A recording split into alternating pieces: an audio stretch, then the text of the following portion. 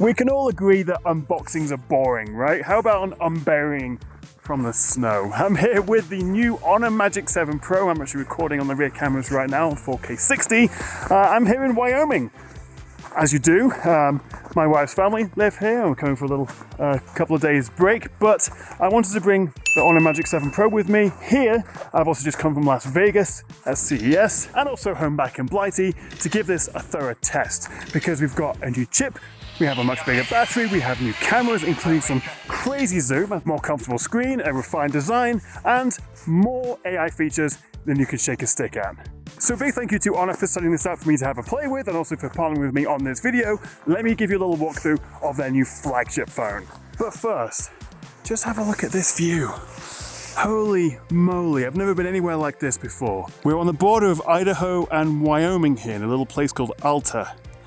Back to 1 times 0.5. This place is absolutely stunning and we had 13 inches of snow last night. Now I'm not going to say Honor sent me the boring colour of the Magic 7 Pro, let's say it's subtle and professional. I've got the black one here, but it also comes in Lunar Shadow Grey and Breeze Blue. Whichever flavour you go for though, we have this slightly redesigned camera module with this, what they're calling square-cle shape, which is less pronounced than previous generations, and also we have a symmetrical layout for the camera lenses. It is a fairly hefty phone. We've got a big 6.8-inch screen up front, it tips the scales at 223 grams, and it's about 8.8 millimeters thick. As usual, it's IP68, although now we get an IP69 rating, which means it can survive jets of hot water up to about 80 degrees Celsius. And for the screen, we have Honor's Nano Crystal Shield, which has a SGS 5-star glass drop resistance rating, so it's a pretty tough cookie.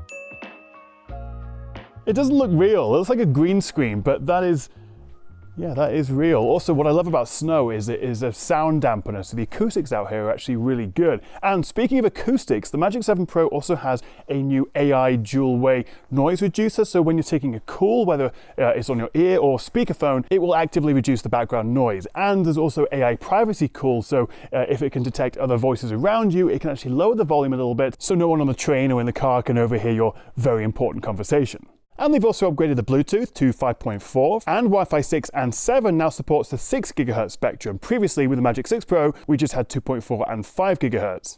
An ND filter is absolutely required for shooting out here, but it does give me some funky colors on the phone screen. Obviously, that's not actually how it looks in real life. But in terms of unlocking the phone, you've got 2 options. You've got the ultrasonic 3D fingerprint reader down here, and also 3D face unlocking, because next to this 50 megapixel selfie is a 3D time of flight sensor. So you've got dual biometric unlocking options on the 7 Pro. Now, before we talk about the performance and the battery, the camera, and all that good stuff, the first thing you're going to see is this display.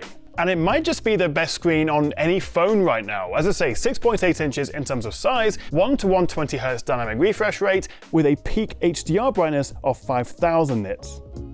So it's bright, it's colourful, we have Dolby Vision support, but Honor have also put a lot of effort into the eye comfort features. In fact, there's a whole menu for it, which includes a 4320 Hz PWM dimming, which basically means the screen refreshes much faster, so particularly at low brightness, it's less straining on your eyes. 3 separate TUV Rhineland certifications for various eye comfort features, and brand new for this year, we have this circular polarized display, which, without getting too nerdy and boring you all to death, essentially softens the screen light by changing it from linear to circular polarization, which is more like natural sunlight and therefore giving you a more consistent, more gentle light from any angle. Plus, we have Honor's AI defocus display technology, which is designed to simulate the effect of defocus lenses. It all adds up to make the Magic 7 Pro screen one of the best for your eyes. So that's the outside, but on the inside, it's powered by the Snapdragon 8 Elite. That's Qualcomm's latest and greatest flagship chip, which boasts a 45% increase in CPU performance and a 44% boost in power efficiency, as well as much faster graphics and AI performance. And that's paired with 12 gigs of RAM and up to 512 gigs of storage. So as you would expect, this runs any Apple game you throw at it flawlessly. And for the first time, we now have Honor's surround subwoofer, as well as spatial audio support. And I can tell you, playing Grid Legends here, it sounded incredible. For the number nerds out there, this is my Geekbench 6 result, and then if we switch over to the more graphically demanding 3D Mark Wildlife Extreme stress test, The performance is unsurprisingly very good, although it did get a little toasty during the benchmark, which has resulted in a bit of throttling. I haven't found it's impacted gaming particularly, even with longer sessions, but it's worth bearing in mind that this new Snapdragon 8 Elite chip can run quite hot in demanding situations. So far so good then, but let's talk about this battery, and there's something you need to know because there's actually two different versions of this. In Europe, and the one I have here, we have a 5270 mAh cell, whereas in China and some other markets they have a much bigger 5800 mAh cell. They're both using Honor's 3rd generation silicon carbon battery as well as an Honor E2 chip to optimize efficiency and give you even longer battery life. Now, I asked Honor about this battery size difference and why the EU has a smaller one, and they tell me it's just a compliance regulation thing they've had to do for the EU, which is a bit surprising because the Magic 6 Pro, which was launched in the EU, had a 5600 mAh battery. But either way, they say it's a regulation issue, why we have a smaller one in the EU and the UK. Regardless of which battery size you get though, we do have faster charging. They've bumped the wired charging from 80 watts last year to 100 watts and the wireless charging from 66 to 80. So whichever way you charge this, it will be faster. And we're talking 0 to 100 in just 33 minutes. Although sadly there is no charger in the box, so you'll have to, well, bring your own. Now, I've been using the 7 Pro for 2 to 3 weeks now, and while I don't really want to test it in these conditions where it's minus 10 degrees outside, I hope I can get a little like and subscribe for this. I'm filming this entire A-roll bit outside of my wife's family's house because the acoustics are much better, and I also hate recording videos in front of other people. But it's minus 10 degrees out here. My hands are going a bit purple, so hopefully that's worth a thumbs up. Either way, obviously battery can be impacted by cold temperatures, but generally, as I say, I've been using this in Vegas, at home, with pretty intensive use, gaming, photos, I've been testing this quite thoroughly. I still end the day with about 30% left. I wouldn't say it's class leading, but it's certainly top 5, let's say, and I will certainly be putting that to the test in a full flagship battery rundown test very soon, so another reason to subscribe. Although to give you a bit of an idea, after playing 12 hours of YouTube, just my own playlist videos on repeat, someone's got to watch them, the Magic 7 Pro is down to 36% of its battery, which isn't too bad at all considering this is the smaller EU version of the battery. Okay, camera time, and we have Honor's AI Falcon camera system. Specs-wise, it's largely the same as last year's Magic 6 Pro with a 50 megapixel main camera plus a 50 megapixel ultra-wide camera, and neither of those have significantly changed. What has been improved is the periscope telephoto camera, which has been bumped from 180 megapixels to 200 megapixels, with a slightly larger 1/1.4 inch sensor, giving us a 3 times optical zoom, or technically I think it's 2.6 times, a 6 times seamless zoom, and then up to a whopping 100 times digital zoom.